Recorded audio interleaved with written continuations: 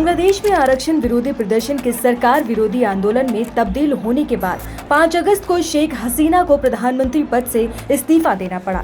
हिंसा के बीच उन्होंने देश छोड़ दिया। फिलहाल अपनी बहन के साथ वो भारत में है। गुरुवार को बांग्लादेशी सेना के सपोर्ट से नोबेल पुरस्कार विजेता मोहम्मद यूनुस ने अंतरिम सरकार की कमान संभाल ली। राष्ट्रपति मोहम्मद शहाबुद्दीन ने मोहम्मद यूनुस को अंतरिम सरकार के प्रमुख की शपथ दिलाई।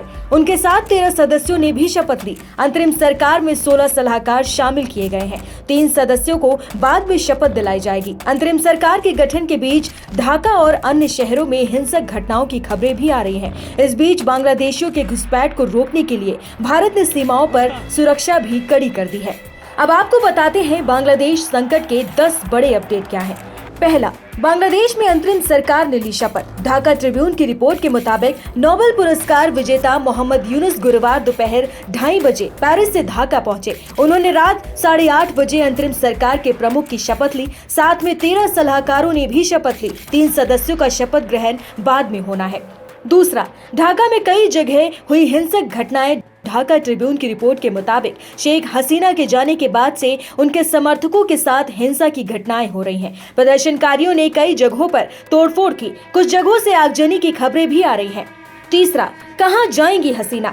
5 अगस्त को हुई हिंसा के बाद शेख हसीना ढाका छोड़कर भारत आ गई थी। गाजियाबाद के पास हिंडन एयरबेस पर उनका हेलीकॉप्टर उतरा था। उसके बाद से हसीना के अगले कदम को लेकर तमाम तरह की अटकलें लगाई जा रही हैं। कई मीडिया रिपोर्ट में दावा किया जा रहा है कि 76 साल की शेख हसीना का प्लान यूके में शरण लेने का है। हालांकि वहाँ की सरकार ने पॉजिटिव संकेत नहीं दिए हैं। कुछ मीडिया रिपोर्ट में ऐसी भी खबरें हैं कि हसीना अमेरिका या यूएई या फिर फिनलैंड जा सकती है। चौथा, मां से नहीं मिल पाने को लेकर हसीना की बेटी ने जताया अफसोस। बांग्लादेश छोड़ने के बाद से शेख हसीना गाजियाबाद में सेफ हाउस में हैं। उनकी बेटी साइमा बाजेद वर्ल्ड हेल्थ ऑर्गेनाइजेशन में रीजनल डायरेक्टर हैं और फिलहाल दिल्ली में पोस्टेड हैं। हालांकि वो अपनी मां से अब तक मुलाकात नहीं कर पाई हैं। साइमा बाजेद ने एक्स पर पोस्ट किया कि दुखी हूँ, मां को देख नहीं सकती, गले नहीं लगा सकती।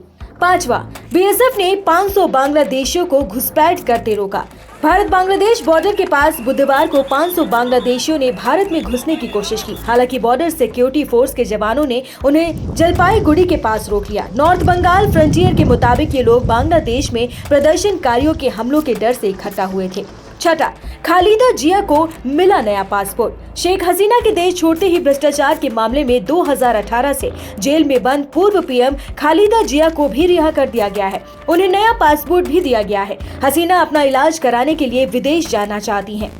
सातवां, बीएनपी ने की 3 महीने के अंदर चुनाव कराने की मांग। पूर्व पीएम खालिदा जिया की बांग्लादेश नेशनलिस्ट पार्टी यानी कि बीएनपी ने देश में 3 महीने के अंदर चुनाव कराने की मांग की है। बुधवार को हुई रैली में बीएनपी नेताओं ने कहा कि जनता की चुनी हुई सरकार को सत्ता मिलनी चाहिए, इसके लिए चुनाव की जरूरत है। 8वां, मेघालय बॉर्डर पर सभी बाजार बंद। बांग्लादेश में जारी हिंसा और राजनीतिक संकट के बीच मेघालय सरकार ने सीमा पर लगने वाले बाजारों को बंद रखने का आदेश दिया है। हालात स्थिर होने तक हाथ नहीं लगाए जाएंगे। 9वां, बांग्लादेशी एक्टर और उनके पिता की हत्या। हिंसा के बाद बांग्लादेशी एक्टर शंतो खान और उनके प्रोड्यूसर पिता सलीम खान की भीड़ ने पीट कर हत्या कर दी। सलीम खान ने बंगबंधु शेख मुजीबुर रहमान पर फिल्म बनाई थी। शांतो खान ने 2019 में प्रेम चोर फिल्म से डेब्यू किया था। उन्होंने 2021 में PRA, 2023 में बुबू जान और 2024 में एंटो नगर में फिल्म में भी काम किया था। 10वां, हिंसा करने वालों से सख्ती से निपटने के आदेश। बांग्लादेश के राष्ट्रपति मोहम्मद शहाबुद्दीन ने